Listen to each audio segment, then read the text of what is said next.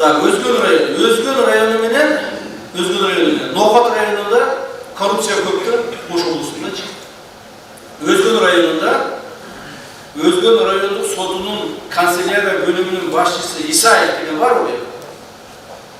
Siz Özgün rayonduk emgek sotsialдык камсыздоо жана миграция башкармалыгынын başçısı Сагынбаев деген var mı?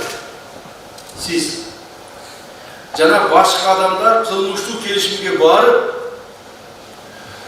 акча сыйлыгы үчүн чет элдик жарандарга жана жарандыгы жок адамдарга Кыргыз Республикасынын аймагында төрөлгөндүгүн тастыктаган жасалма соттун чечимдерин Özgün райондук сотунун атынан системалуу түрдө мыйзамсыз беришкен.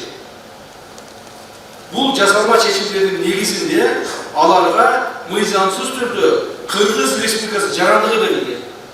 Силер жазбай эмне кылган?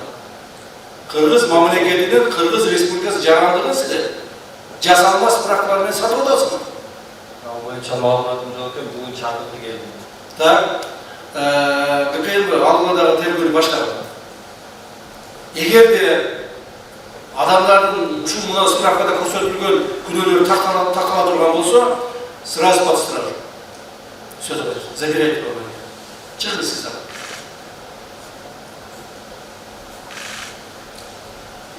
Урматтуу туугандар, бул адамдардын мына ошол баягы бизде козголгон 23 иштин бирөөсү, экөөсү болуп атат. Себеби буларды көрсөткөнүн себеби. Мына бул жерде мамлекеттик кызматкерлер отурасыздар. Кадастрлар, так, архитектуралар жана башкалар. Мамлекеттик жетекчилер отурасыздар. Мыйзамсыз нерсеге барбагыла. Көрдүңөрбү, справкаларды сатып туруп. Ошо Кыргыз Республикасы территориясын төрөлгөн деген жасалма справканы саткандары, ошонун негизинде алар жарандык алып кетишкен. Азыр канча жарандык алды, ким алды, кандай болду, мунун баардыгын азыр текшерип, муну такташат. Ошонун негизинде булар жоопко тартылышат.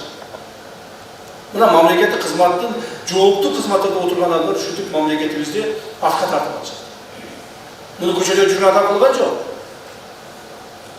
Соттун канцеляриясындагы адам жасап атат, жана паспорт столдо отурган адам жасап атат. Экөө биригип алып, мафия кылып алып ушул ишти бүтүрүп атышат.